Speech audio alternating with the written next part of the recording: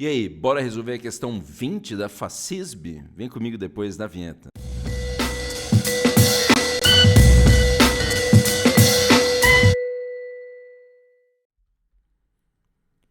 Fala, sou Lucas, sou louco, o Prof. André do História em Casa nessa resolvidinha do saber, porque hoje a gente vai para mais uma questão aí da Faculdade de Medicina de Barretos, mas antes de continuar, é claro, aquele pedido especial do like esperto aí, da sua inscrição, se não é inscrito, ativar o sininho, compartilhar o canal, deixar o seu comentário e seguir a gente lá em todas as plataformas, dá uma olhada aqui no Instagram, eu estou colocando lá também essas aulas aqui, se você não assistiu aqui no YouTube ou se você está assistindo agora aí no Instagram, você percebeu que essas aulas estão rolando no Instagram também.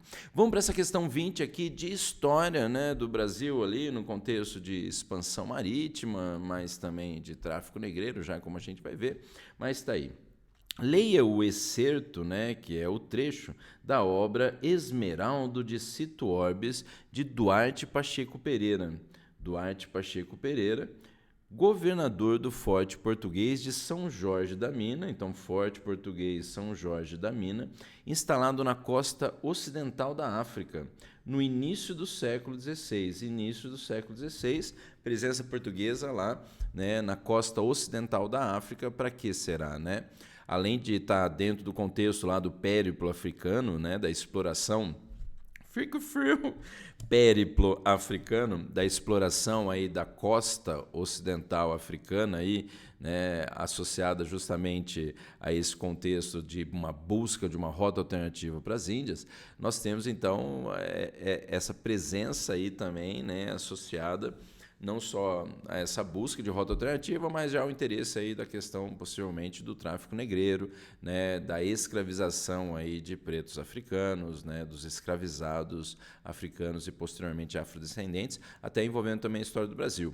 Por sinal, também, né, o nosso amigo Dudu aqui, o Duarte Pacheco Pereira, ele tem a ver com a história do Brasil, até porque, segundo alguns, nesse livro, aí, alguns pesquisadores colocam que nesse livro, Duarte Pacheco Pereira relata ter talvez chegado ao Brasil, porque se coloca a questão de que os relatos dele aí nesse livro, de que ele chegou em terras a oeste aí, né, do continente africano, são muito parecidos aí com situações posteriores na carta do Pero Vaz de Caminha e por aí vai. Mas, né, então a ideia de que ele, Duarte Pacheco Pereira, teria descoberto o Brasil e o Pedro Álvares Cabral teria confirmado então o descobrimento, né, por parte de Portugal.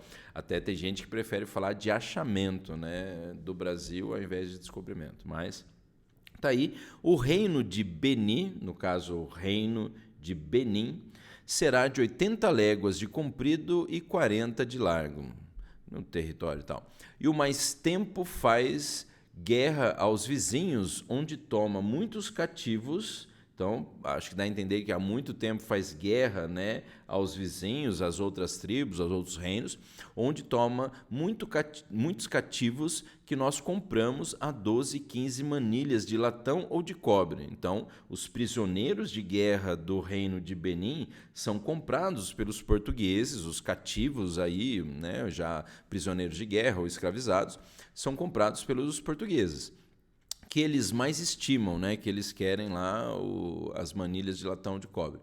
E dali são trazidos à fortaleza de São Jorge da Mina, onde se vendem por ouro. Então, está falando do tráfico, né, de escravizados, aí, o tráfico negreiro, e no texto aí, Alberto da Costa e Silva, Imagens da África. No excerto, no trecho, o governador Dudu Duarte Pacheco Pereira ali, vamos lá para as alternativas, ele denuncia o deslocamento forçado da mão de obra africana para o sistema de plantation nas Américas. Ele está denunciando o deslocamento forçado dessa mão de obra africana. Bom, primeiro que o livro aí também não é já no momento do, né, descobrimento aí, ou melhor, né, do momento lá que a gente já tem do sistema de plantation estabelecido nas Américas. Eu acho que o livro ele não é escrito nesse contexto, mas mesmo assim o texto lá não está denunciando a escravização, pelo contrário, está falando, a gente explorava, né, a mão de obra escravizada, e a gente comprava os escravizados do reino de Benin. E não está denunciando, ele não está falando que o negócio era perverso, era, né, escrotíssimo e tal, da parte dos portugueses. Está falando que era um comércio ali. Olha que coisa, né? Mas que coisa escrota, né? A alternativa A, por enquanto, está a mais errada. Alternativa B. No excerto, o governador descreve o processo de introdução da escravidão no continente africano pelo colonialismo europeu. Está falando aí do processo de introdução da escravidão no continente africano pelo colonialismo europeu. Aquela ideia de que foram os europeus aí que inventaram a escravidão no mundo? Não, porque você tem, é claro, escravização desde da antiguidade e tal. Foram os portugueses que inventaram a escravização na África, no continente africano? Não, porque isso já existia entre as tribos lá e tal. Então, assim, não foi o português, não estão tirando a culpa aí do português no processo, é claro, de comercialização de pessoas, de humanos aí, mas a ideia de que o texto não está falando dessa situação que não aconteceu, porque já existia escravização e tal. Então, a alternativa B está belamente errada aí. Alternativa C.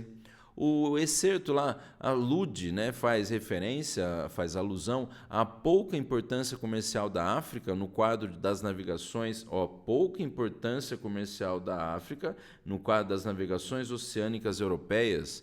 Não, primeiro porque era parte já do caminho em direção às Índias, ou na busca dessa rota alternativa para as Índias, lá para o Oriente, ou já no caminho firmado desse périplo africano, mas alude a pouca importância comercial da África? Não, está falando de que essa galera é envolvida aí no comércio do reino e os portugueses vendiam os escravizados por ouro. E, de novo, ele não está aludindo essa pouca importância, sendo que não é pouco importante, Então, a alternativa C está certamente errada. Alternativa D. No excerto, o governador refere-se às atividades lucrativas dos europeus com as diversas nações do continente africano. Já diria o cowboy e o garoto vaca, essa tá bem interessante, porque, de novo, aqui, ele está comentando dessa situação, o reino de Benin, está falando, e mais tempo faz guerra aos vizinhos, nós compramos a 12, 15 manilhas de latão ou de cobre que eles mais estimam, Aí vem, e dali são trazidos à Fortaleza, que ele é governador, onde se vende por ouro.